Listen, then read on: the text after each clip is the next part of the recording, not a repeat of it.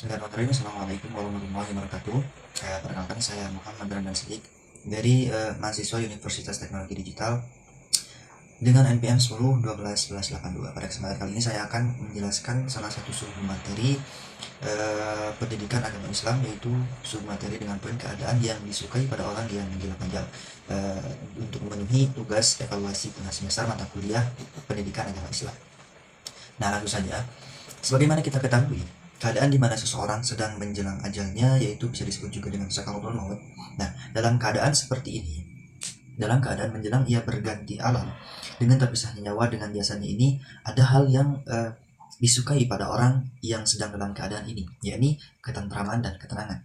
Nah, apa maksud dari dua kata itu? Ketentraman dan ketenangan dapat dideskripsikan sebagai keadaan di mana seseorang itu dari lidahnya terucap dua kalimat syahadat dan dari hatinya ia punya sangka baik kepada Allah Subhanahu wa taala. Nah, tentang bentuknya, Rasulullah SAW telah bersabda, "Perhatikanlah tiga hal pada orang yang tengah sakaratul maut. Jika keningnya berkeringat, berair kedua matanya, dan kering kedua bibirnya, berarti rahmat Allah telah turun kepadanya. Tetapi, jika ia kelihatan seperti orang yang tercekik, merah warna kulitnya dan pucat kedua bibirnya, maka itu adalah akibat azab dari Allah Subhanahu wa taala kepadanya." Hadis riwayat At-Tirmidzi ayat ke-16. Nah, bagaimana kita ketika menghadapi orang yang sedang seperti maut ini? Nah, tentang yang pertama, lidah yang lancar mengucapkan dua kalimat syahadat itu adalah pertanda yang baik. Abu Sa'id Al-Khudri berkata, Rasulullah SAW bersabda, "Laqinu mautakum la ilaha illallah."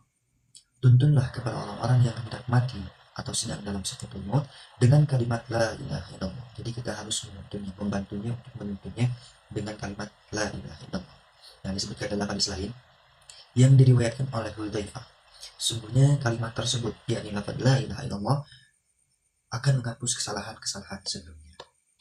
Itu untuk yang pertama. Lalu bagaimana dengan dari hatinya ia punya sangka baik pada Allah Subhanahu wa taala. Nah, sebagaimana kita ketahui bahwa Allah Subhanahu wa taala itu tergantung pada prasangka hambanya. Sebagaimana sebuah riwayat hadis qudsi menyebutkan, Rasulullah berkata, "Aku pernah mendengar Rasulullah sallallahu alaihi wasallam bersabda, aku bergantung pada sangkaan hambaku terhadapku. Silakan ia menyangka kepadaku sekehendaknya." Firman Allah Subhanahu wa taala dalam hadis qudsinya. Maka dari itu, untuk mengartikan kalimat kedua ini, kita harusnya senantiasa menggantungkan harapan kita, menggantungkan prasangka baik kita kepada Allah Subhanahu wa taala, terutama ketika kondisi sakaratul maut. Ada juga riwayat lain. Pada suatu hari Rasulullah SAW menjenguk seorang pemuda yang hendak meninggal dunia. Beliau bertanya, "Bagaimana perasaanmu?" Ia menjawab, "Aku tetap berharap kepada Allah dan aku takut akan dosa-dosaku." Beliau bersabda, "Jika kedua perasaan, yaitu harapan dan takut tersebut bersatu di hati seorang hamba dalam keadaan seperti ini, niscaya Allah akan memberi apa yang diharapkan dan menyelamatkan dari apa yang ditakutinya." Hadis riwayat Ahmad, At-Tirmidzi, dan Ibnu Majah. Nah, itulah mungkin keadaan yang disukai dari orang yang sedang dalam sakaratul maut atau menjelang ajalnya. Semoga kita semua selalu dalam lindungan Allah dan juga dikaruniai rahmat dalam setiap keadaan, dan semoga kita dianugerahi husnul khatimah. Sekian, assalamualaikum warahmatullahi wabarakatuh.